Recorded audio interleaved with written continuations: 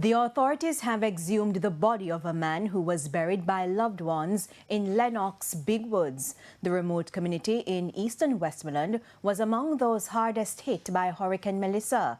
The remains were recovered just 2 days after a TVJ News expose on the case.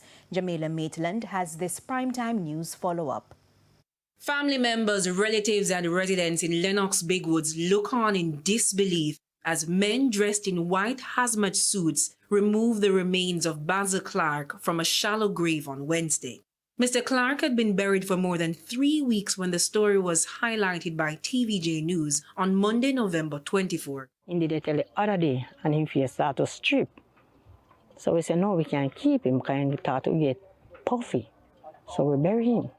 His sister Karen Clark said Basil died from what she believes were injuries sustained when his house collapsed on him during Hurricane Melissa. He never did show me saying get a cut inside. He showed me the one in her head and the scrape in her back.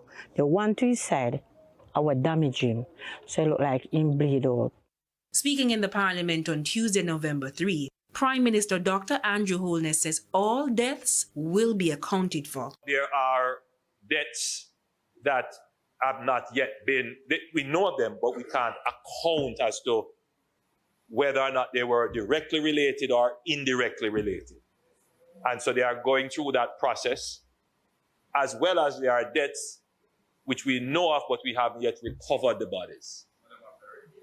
Yes, and people have resorted to burying. However, just to be clear, we will recover all bodies, even if we have to exhume. At the time, the death toll was 32. As at Wednesday, November 26, the death toll is 45. As to whether Basil Clark is recorded among the figure, we could not ascertain that information up to news time. When TVJ News contacted the Westmoreland Municipal Corporation to find out about the exhumation order, the authority was not aware of it. They out unanswered.